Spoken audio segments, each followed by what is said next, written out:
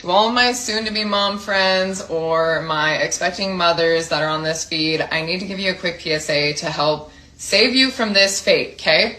So my name's Alyssa. I have a son who's 3.5. He was completely normal and neurotypical up until 22 months of age. He never was flagged for genetic screenings while I was pregnant, none of that kind of thing. We thought we were totally in the clear. I never realized that at 22 months of age, my son could go to bed one night talking 20, 30 words and then wake up completely mute, no longer give me eye contact, no longer able to say mama, no longer able to say I love you mama. Like that he could say that one day and the next he couldn't.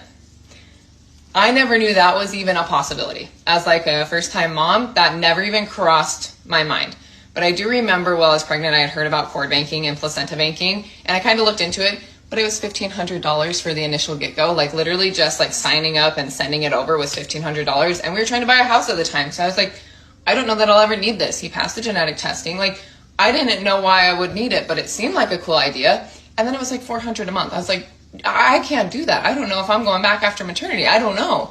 Anyways, I just found a new place and it's like under $50 a month. Okay. So had I had another kid right now, 100% would have went with them because Oscar's treatment that we're seeing actual improvements with, it requires stem cells and we can't do any into the spinal fluid unless they're his own and they're a perfect match.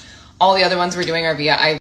Okay, so this woman, Marcella Townsend, her face was left completely unrecognizable after a propane explosion went off in her mother's home in 2021 and a placenta fully restored her face back to exactly how it was. She received second and third degree burns all over her body, which she still has scars from her grafts, but her face is exactly how it was before. This method of using placental grafts is not typically used, but they essentially apply a thin layer of the placenta on the region or area that they want to heal, and it essentially regenerates that skin. And there's a growing body of evidence that show that placenta-derived grafts reduce pain and inflammation, they heal burns, they prevent scar tissue from forming, and they can even restore vision. And the wildest part is that around 3.5 million placentas are delivered in the US each year, and the vast majority of those just wind up in biohazard bags to be incinerated. But how exactly was the placenta able to restore Miss Townsend's face back to the way it was? The placenta is unique in that it's considered immunologically privileged, and thus when used medically on other people, it doesn't trigger an immune response. And the applications are truly remarkable. A small study out of Harvard Medical School looked at 25 patients with foot wounds. Those who were treated with placental grafts healed by more than 90% in 6 weeks, and those who didn't got worse by 2.